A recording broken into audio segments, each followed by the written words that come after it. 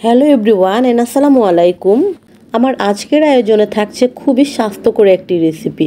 আজকে আপনাদের জন্য জন্ডিস রোগীদের জন্য পেঁপে দিয়ে খুবই স্বাস্থ্যকর ঝোল তরকারি রান্না করে দেখাবো। জন্ডিস রোগীদের লিভার যাতে ভালো থাকে সেজন্য কিন্তু তেল এবং মশলা একদম কম দিয়ে কিন্তু রেসিপি তৈরি করে খেতে হয়, মানে তরকারি রান্না করে খেতে হয়। সেজন্য আজকে আপনাদের মশলা ছাড়া, মানে হলুদের গুঁড়া, মরিচের গুঁড়া এবং একদম তেল অল্প পরিমাণ দিয়ে আপনাদের মজাদার রেসিপি করে দেখাবো। এর জন্য আমি এখানে নিয়েছি 4 পিস রুই মাছ, নিয়েছি পেঁয়াজ কুচি, রসুন কুচি, কাঁচামরিচের ফালি, আরও নিয়েছি পেঁপে, আর নিয়েছি ছোটো সাইজের একটা টমেটো। আর পেঁপেগুলোকে কিন্তু আমি খুবই পাতলা পাতলা করে হাফ ইঞ্চি করে করে কেটে নিয়েছি।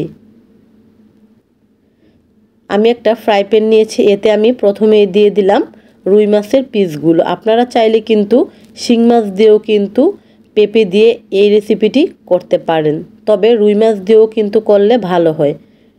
রুই মাছের পিসগুলোকে আমি দিয়ে এরপর এতে দিয়ে দিলাম পেঁয়াজ কুচি, দিয়ে দিলাম রসুন কুচি।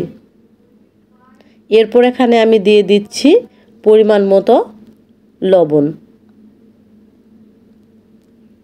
একদম মশলা ছাড়া কিন্তু আজকের এই রেসিপিটি তৈরি করব। দিয়ে দিলাম হাফ চামচের চাইতেও কম ধনিয়ার গুঁড়া, তারপরে দিয়ে দিলাম হাফ চামচের চাইতেও কম জিরার গুঁড়া। এরপর আমি এখানে দিয়ে দিব অল্প পরিমাণ সয়াবিন তেল। আপনারা কিন্তু তেলের পরিমাণটা দেখতেই পেরেছেন, আমি চা চামচে 1 চামচের চাইতেও কিন্তু কম পরিমাণ তেল দিয়েছি, মানে চা চামচের হাফ চামচ আমি এখানে তেল দিয়েছি। দিয়ে দিলাম কয়েকটা কাঁচামরিচ ফালি। তবে যদি ছোট বাচ্চাদের জন্য এই তরকারিটি রান্না করেন তাহলে কাঁচামরিচ আপনারা 2-3টা দিতে পারেন বা একটা। আমি যেহেতু বড় মানুষের জন্য রান্না করব, আমি 3-4টা কাঁচামরিচ ফালি দিয়েছি, আর দিয়েছি ছোট সাইজের একটা টমেটো। এবার আমি সব কিছু খুব ভালো করে দেখতেই পারছেন মেখে নিচ্ছি। এবার আমি এটাকে কিন্তু মেখে তারপর প্রায় 15-20 মিনিটের জন্য কিন্তু একটা সাইডে ম্যারিনেট করে রেখে দিব।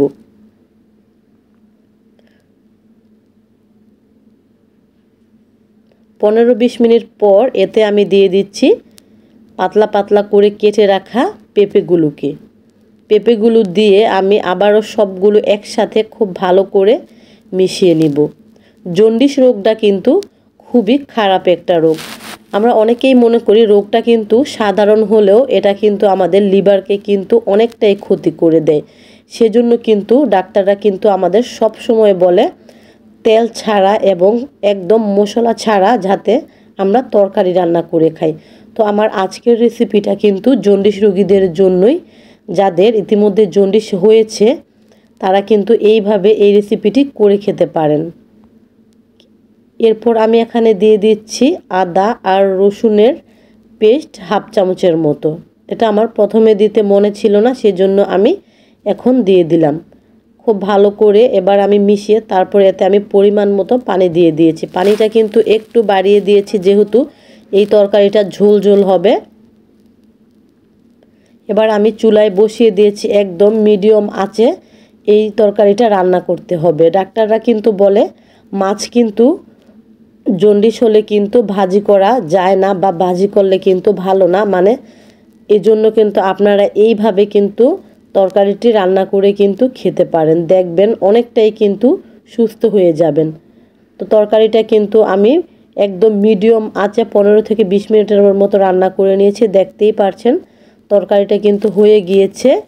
এই পর্যায়ে আমি কিন্তু চুলা থেকে নামিয়ে ফেলেছি। কালারটা যতটা সুন্দর হয়েছে খেতেও কিন্তু খুবই মজাদার এবং খুবই স্বাস্থ্যকর। সবাই এইভাবে যদি জন্ডিস হয়ে থাকে বাসার কারো, আমার রেসিপিটি ফলো করে রান্না করে খাওয়াতে পারেন, দেখবেন ইনশাআল্লাহ খুবই ভালো উপকার পাবেন। আজকের মতো এখানেই বিদায় নিচ্ছি। সবাই খুবই ভালো থাকবেন আর সুস্থ থাকবেন। আল্লাহ হাফেজ।